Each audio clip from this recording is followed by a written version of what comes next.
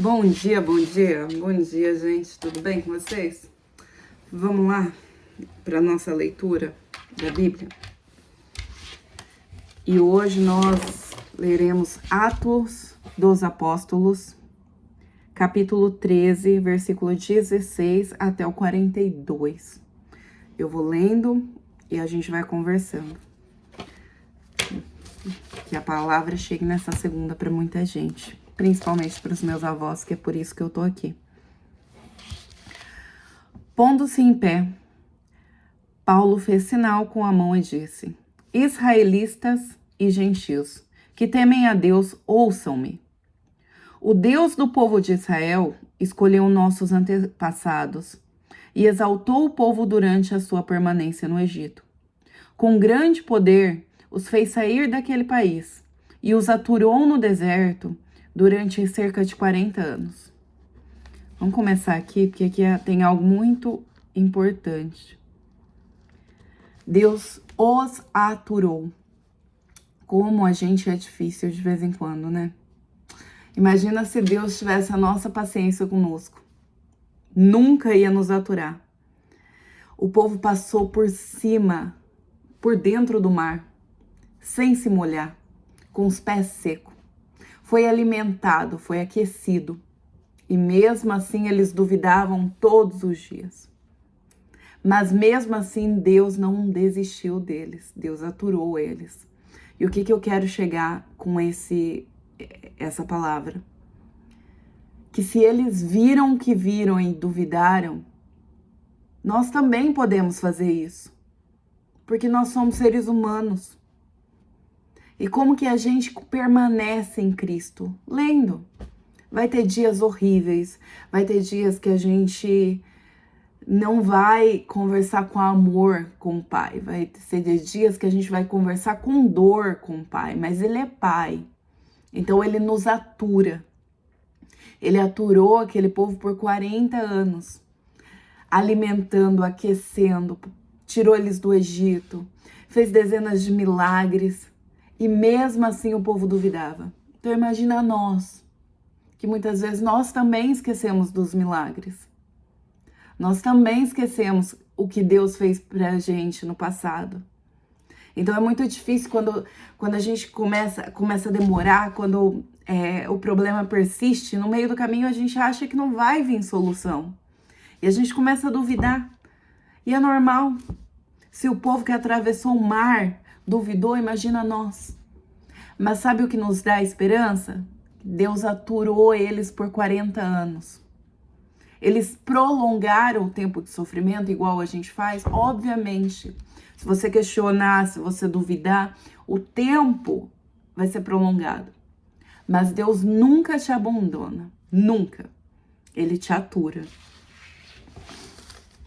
Ele destruiu 7 nações em Canaã e deu a terra delas como herança ao seu povo. Tudo isso levou cerca de 450 anos. O tempo que precisar. Isso me traz um pouco de ansiedade, eu confesso, né? O tempo que precisar, gente, o tempo. A gente sente que a gente não tem tempo. E aí quando fala que a gente tem que esperar, nossa, é muito difícil. Mas ele cumpriu. O que Deus fala, ele cumpre. Mesmo levando 450 anos. A terra prometida foi deles. Depois disso, ele lhes deu juízes até o tempo do profeta Samuel.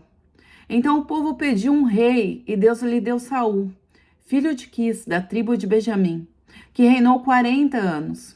Depois de rejeitar Saul, levantou-lhes Davi como rei sobre quem testemunhou. Encontrei Davi, filho de Jessé, homem segundo o meu coração. Ele fará tudo o que for da minha vontade.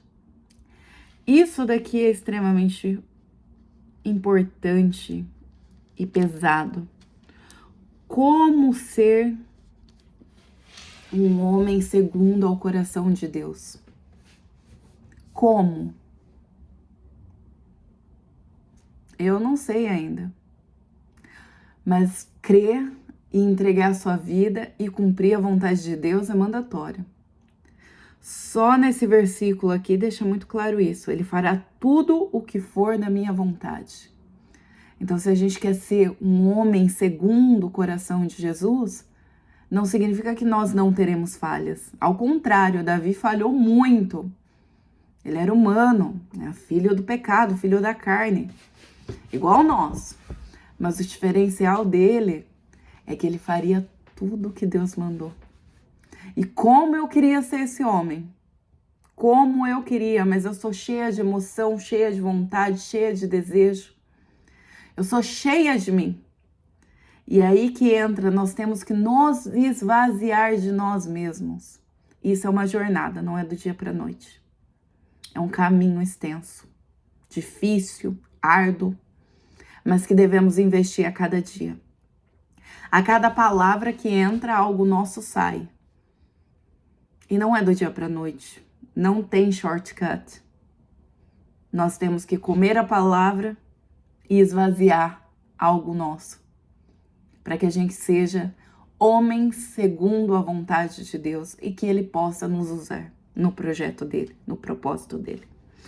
Da descendência desse homem, Deus trouxe a Israel o Salvador Jesus, como prometera.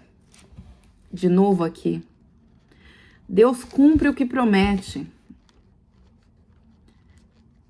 Filho de Davi, filho do homem, filho de Deus. Deus prometeu, Deus cumpriu. No tempo dele, novamente.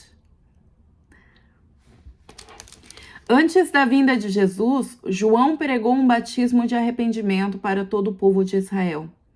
Quando estava completando sua carreira, João disse: "Quem vocês pensam que eu sou? Não sou quem vocês pensam, mas eis que vem depois de mim, aquele cujas sandálias não sou digno nem de desamarrar." Assim como a palavra previu, novamente João foi enviado. Um profeta foi enviado para preparar o caminho para que o Cristo viesse. E aqui tem algo muito, muito bonito. E aqui eu quero até trazer uma experiência minha. João pregou um batismo de arrependimento para todo o povo de Israel. A minha jornada para batizá-la foi muito longa. Eu não tomo decisões por imagem ou vazias. Eu acho que quando tem a ver com Deus, isso é muito sério.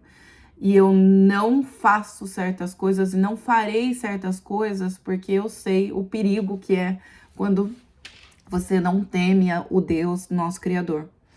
Então, o batismo para mim foi uma jornada muito grande, grande mesmo. Faz 5 anos que eu moro no Canadá.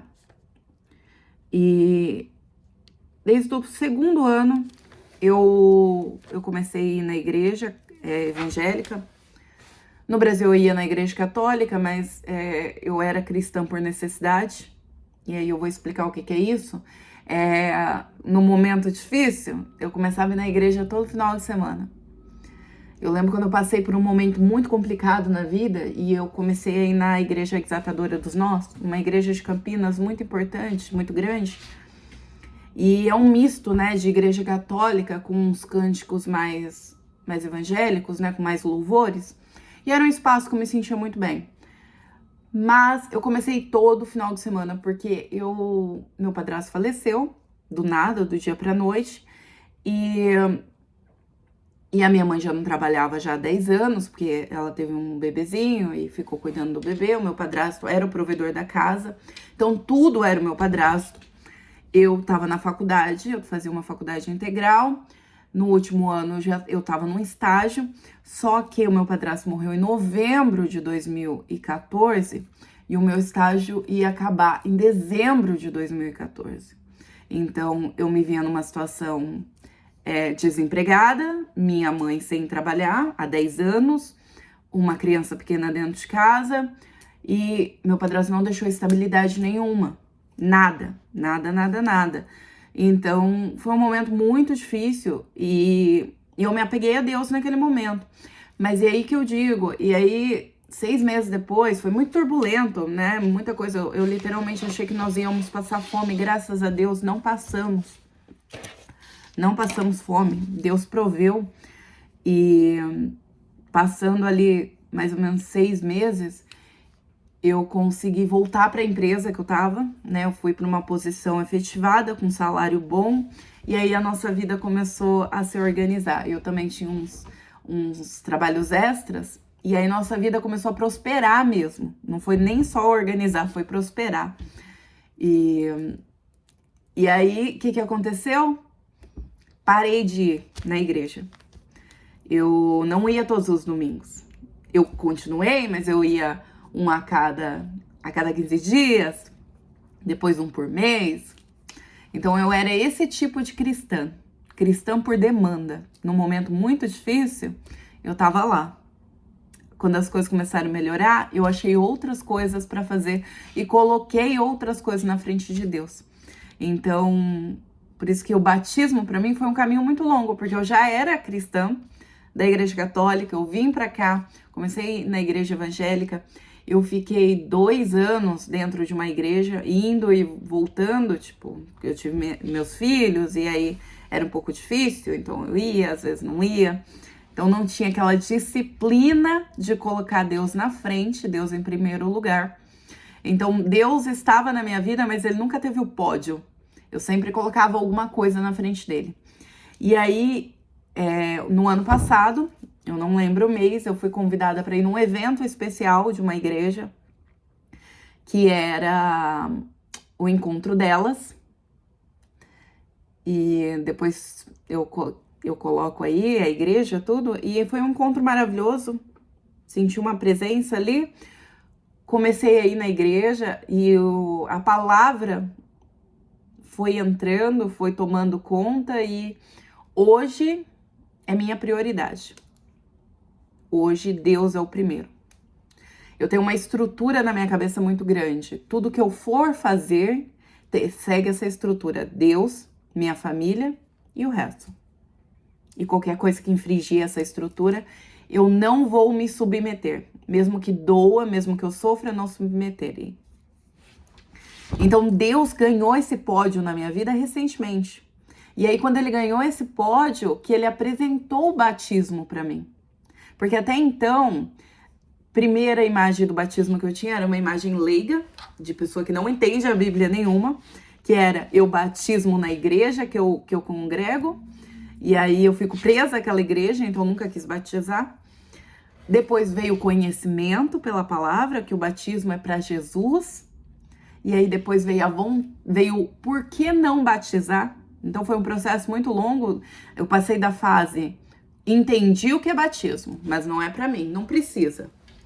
Aí depois veio, por que não? Por que não? Por que eu não posso declarar publicamente que Deus tem o primeiro lugar na minha vida? Por que não? E aí eu coloquei Deus no primeiro lugar, e aí depois, quando eu tomei a decisão, veio a vontade. E aí quando veio a vontade, Deus escondeu o meu batismo. E eu não entendo o porquê até hoje o motivo, mas um dia eu vou entender. Mas meu batismo foi escondido, porque eu pedi para ser batizada com muita antecedência. Mas eu só fiquei sabendo na noite anterior do batismo.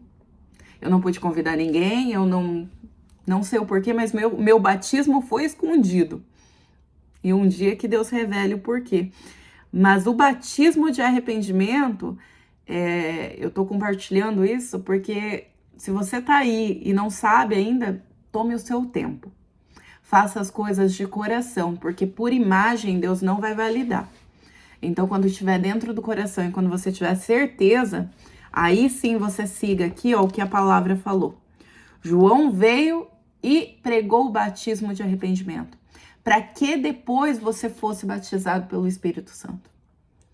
Ele não era nem digno de lavar os pés de quem viria depois, mas ele fazia parte do projeto, do propósito de Deus. Então, batismo é algo que nós temos que fazer por mandamento, mas só faça o dia que você sentir do fundo do seu coração. Faça essa declaração pública. 26, 13 e 26. Irmãos, filhos de Abraão e gentios que temem a Deus, a nós foi enviada esta mensagem de salvação. O povo de Jerusalém e seus governantes não reconheceram Jesus, mas ao condená-lo, cumpriram as palavras dos profetas, que são lidas todos os sábados. Isso daqui também é muito importante, gente, porque vocês imaginam que aquele povo estava aguardando a vinda do Messias.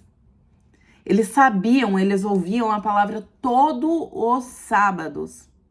E mesmo assim, quando viram o Messias, não acreditaram. Porque o Messias veio transposto de cordeiro e não de leão.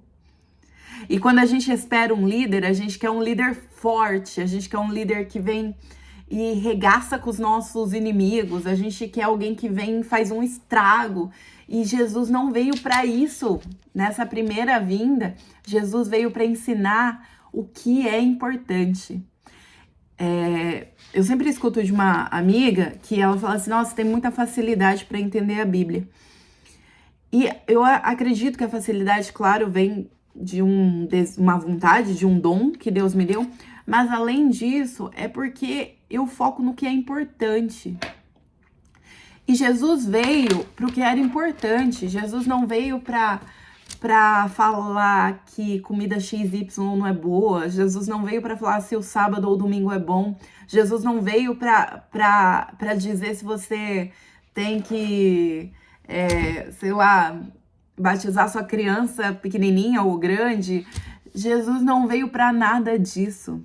Jesus veio para pregar amor e sentir isso do fundo do coração e falar coisas boas, porque não pode jorrar da sua boca coisa ruim, coisa boa.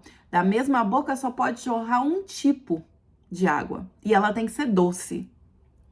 Então, Jesus veio pro simples. Então, quando eu leio a Bíblia, eu vejo o simples. E é por isso que para mim é fácil de entender, porque é simples. É a gente deixar a hipocrisia de lado, é a gente deixar a imagem de lado. É a gente deixar a preocupação de provar para os outros o que é certo e o que é errado. A gente não prova nada para ninguém, porque Deus conhece nosso coração. Enquanto a gente está fingindo ser alguém nobre, Deus está vendo o que a gente está fazendo por trás. Deus está vendo o que a gente... Enquanto a gente finge ser amigo pela frente, Deus está vendo o que a gente está fazendo por trás da pessoa. Deus está ouvindo o que a gente está falando. Então não importa se você tem 10, 15 mil amigos, porque eles podem acreditar, mas Deus está vendo o seu coração. E é isso que a gente tem que se preocupar. Por isso que a Bíblia, para mim, é algo simples, porque Jesus veio para isso. Ele veio para falar amor, ele veio para falar que a gente tem que trazer o próximo, tornar as pessoas próximas, e cuidar do próximo, amar o próximo assim como nós nos amamos. Então, nós temos que amar a Deus, a nós e o próximo. Só que se a gente não amar a Deus, nós não conseguimos nos amar e nós não conseguimos amar o outro. E esses são os princípios. E se a gente cumprir os princípios, o resto é muito simples. Então, quando Jesus veio, mesmo eles sabendo, eles não conseguiram entender porque eles estavam tão preocupados com a burocracia, com a imagem, com o ego, que eles não conseguiram ver que o amor estava na frente deles. E vestido de cordeiro, de serviço, ele era um líder que servia, e eles estavam esperando um líder que atacava. Mas Deus espera da gente serviço, não ataque. Mesmo não achando motivos legais para uma sentença de morte, pediram a Pilatos que o mandasse executar. Tendo cumprido tudo o que estava escrito a respeito dele, tiraram-no do madeiro e colocaram no sepulcro. Mas Deus o ressuscitou dos mortos, e por muitos dias foi visto por aqueles que tinham ido com ele da Galileia para Jerusalém. Eles agora são testemunhas dele para o povo. Primeiro, o que Deus promete de novo, aqui está falando que o que Deus falar, a palavra que Deus dá vai se cumprir. Mesmo ela sendo dolorida, até para ele, porque imagina ele entregar o seu único filho para sofrer o que passou. E Jesus teve seus momentos humanos, Jesus pediu se pudesse ser afastado daquele cálice dele. Então imagina o seu filho, eu tenho 2, imagina o meu filho passando por uma dor intensa e ele virar para mim e falar: mãe, Se puder afastar, afasta de mim. O que eu faria? Só de pensar. Eu correria, eu faria de tudo, eu salvaria, eu tiraria, eu faria o que fosse possível. E aí imagina Deus vendo aquilo, o que ele sentiu. O coração de Deus foi rasgado por nós. Ele é pai. E a gente sabe que como mãe e pai, a gente não deixa nada acontecer com nossos filhos. E aí tem uma passagem na Bíblia que é linda, porque ele fala assim, se vocês que são cheios de pecado, cheios de coisa ruim, ódio, rancor, vocês cuidam dos seus filhos com amor, imagina eu que sou puro amor. Você imagina esse Deus? A gente é ruim, nós somos péssimos. E mesmo assim, se nosso filho pede água, a gente dá água. Se nosso filho precisa de comida, a gente dá comida. Se nosso filho precisa de calor e amor, a gente dá calor e amor. Imagina Deus. Então imagina esse Deus vendo o seu único filho passar pelo que passou. E deixar que isso aconteça para que a palavra dele seja cumprida e para que nós fôssemos ressuscitados da morte também. Que até então, nosso destino era morte. Mas hoje a gente tem esperança. E esperança em Jesus Cristo, que deu a vida dele por nós. E aqui, mais um ponto lindo. Mas Jesus, o corpo de Jesus, não foi danificado, não foi destruído, assim como os nossos, não foi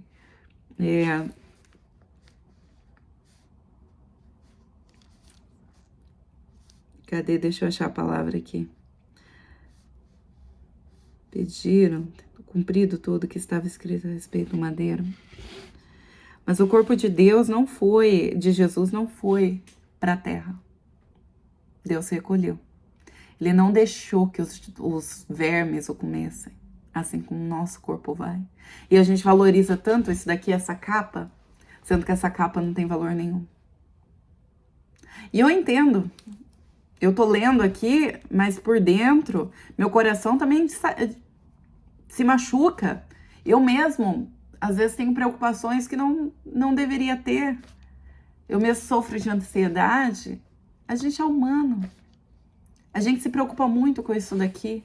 Como a gente vai vestir, como que a gente vai comer, o que a gente vai fazer, como que as pessoas estão nos vendo. A gente tem essas preocupações diariamente.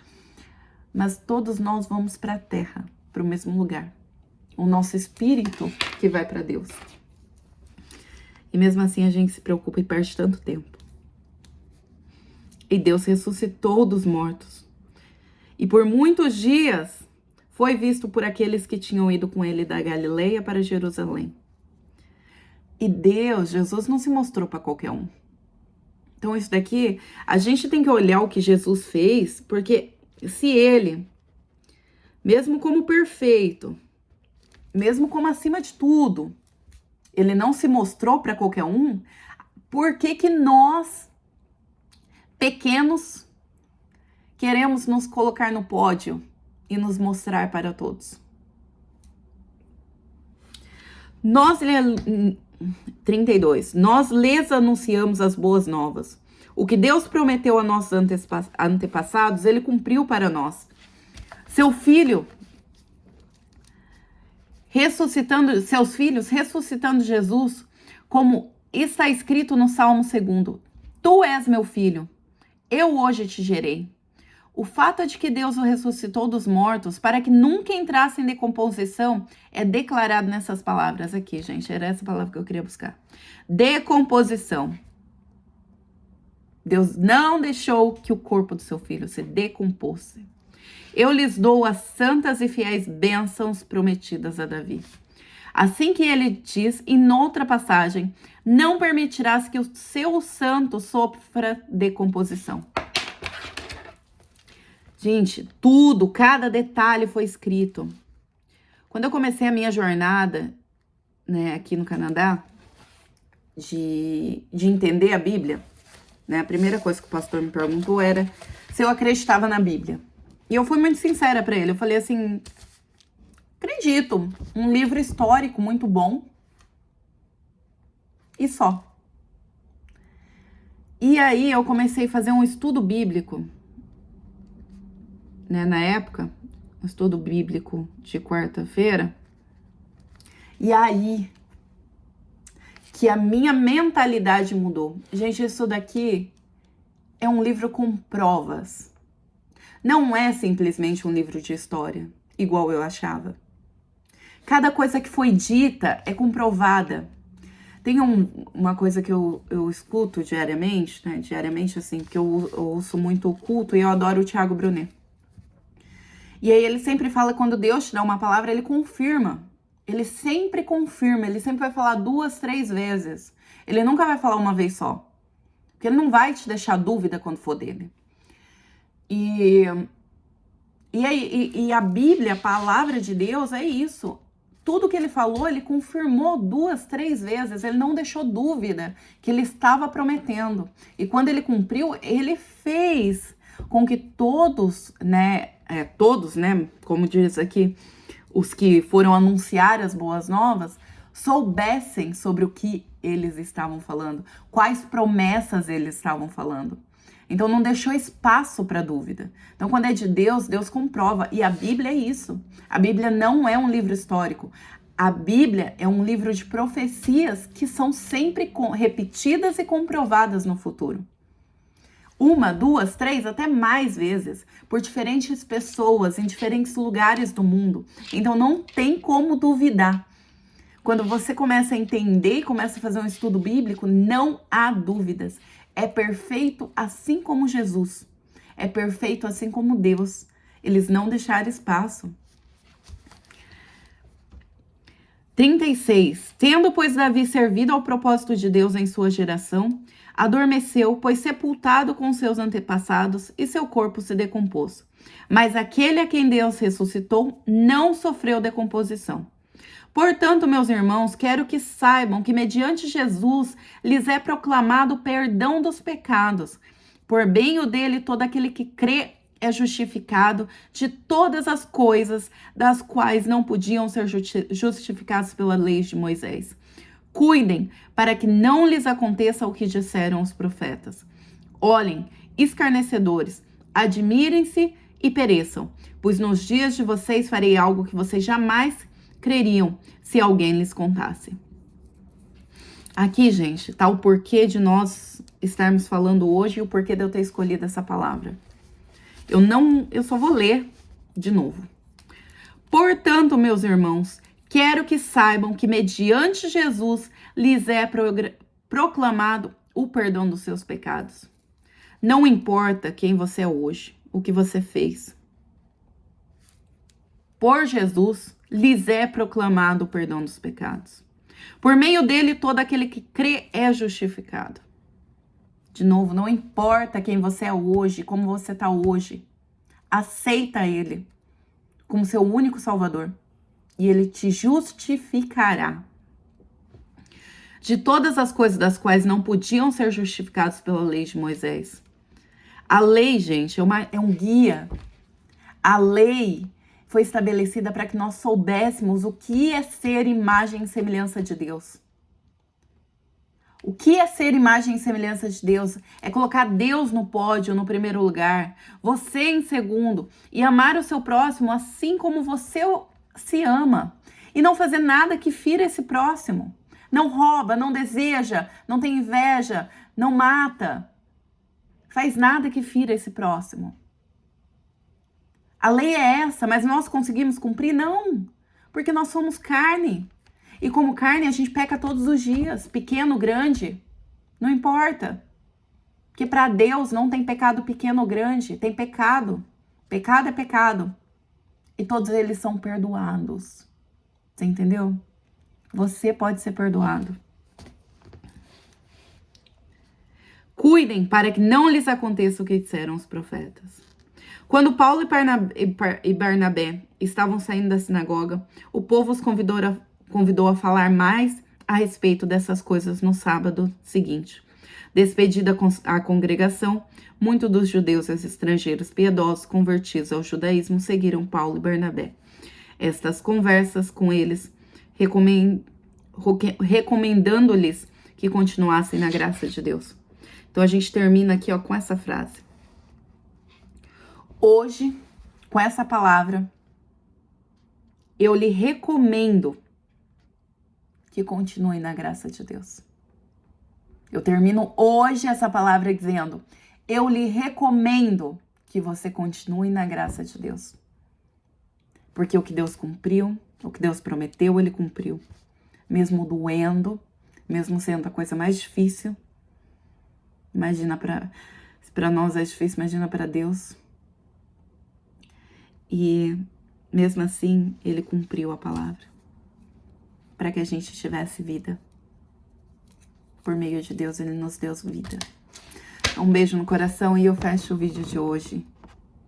Dos Atos dos Apóstolos, capítulo 13, começando do 16 e terminando ao 43. E mais uma vez eu recomendo-lhes que continuem na graça de Deus. Amém.